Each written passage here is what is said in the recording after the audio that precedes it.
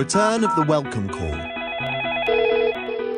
Ofcom's involved in this issue because of the concerns that consumers bring to us. And the thing that's driving the issue for us has always been the complaints that we get from consumers and the concern that we hear, particularly from vulnerable consumers. Our aim in publishing the new rules was to set a clear standard so that there are standards of responsible dialer practice that people in industry can use. And our focus is on reducing the number of abandoned calls and making sure that none of the abandoned calls are silent calls. Offshoring is not an obstacle to us being able to look at the conduct of UK clients, and people who are commissioning business from call centres offshore should not expect that simply because the business is not happening in the UK that they aren't subject to the rules of UK practice. We find ourselves caught in the middle of the silent calls issue. Well, the Nuisance Call Bureau was set up to deal with the truly malicious and worrying calls, but what we found is a rising trend of people ringing us up about silent calls. That is, calls where their bell rings, they lift the receiver up and there's nobody there. And that's very worrying for customers for a whole variety of reasons. They don't know who it is. Are they being cased by a burglar? Is it a relative who's ill and is asking for help? Or is it a malicious call? The consequence was that at peak last year we were getting 140,000 calls a month into our Nuisance Call Bureau, swamping it from customers saying, I'm getting these calls, what are they about? I want you to stop them for me. The DTI have announced increased fines. Ofcom are very aware of the issue, being pressed by members of Parliament, etc. They've already run 7 investigations.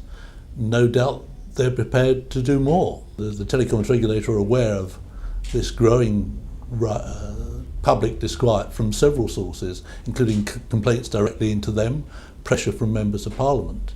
But Ofcom used their investigative powers to ask us to cooperate, tell them about the number of calls and to identify where we could the numbers that they are coming from, the call centres where the silent calls originate from.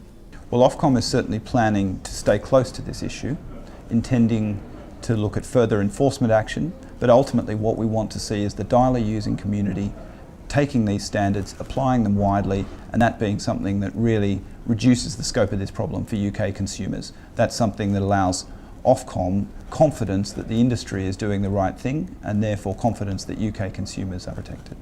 Well, who should be aware of these new rules? Several parties need to be.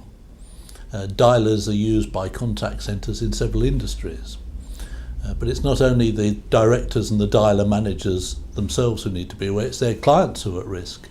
So I think that marketing directors and customer service managers need to be aware of the issue, that the rules have changed and that they need to review their contracts, their processes, and perhaps the measures that are presented to them on a weekly, daily or monthly basis as to whether their dialers are complying with the new regulations.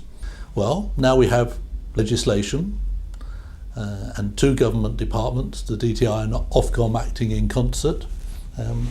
The consequences for those who haven't woken up and put their house in order, I think, will become apparent very quickly.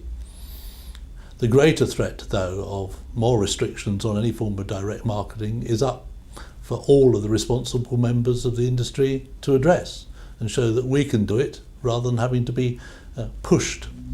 Well, Ofcom is a light touch regulator and always seeks to do the minimum necessary to deliver a good outcome for consumers. But ultimately, if industry doesn't take on board these kinds of solutions, then we have to look at other ways of achieving the same outcome. Regulation doesn't need to be heavy-handed and should never be unless it's absolutely necessary, but one way or another we have to find the right policy outcomes. We have positive engagement with the Direct Marketing Association. The DMA and other stakeholders are vital participants with us in processes where we consult, when we have discussions about what regulation should look like. It's important for Ofcom to remain independent of any one point of view in the marketplace, but we need to hear from people who have informed commercial views so that we can take that on board in reaching a final view of our own. We certainly hope that awareness is raised across the board for the dialer using community. People will be aware, some people will be aware because of the increase in fines, but I think My view is that fines are an important element, but only get you so far. What really drives change for the better for consumers is when the dialer using community take ownership of this issue and decide to act responsibly.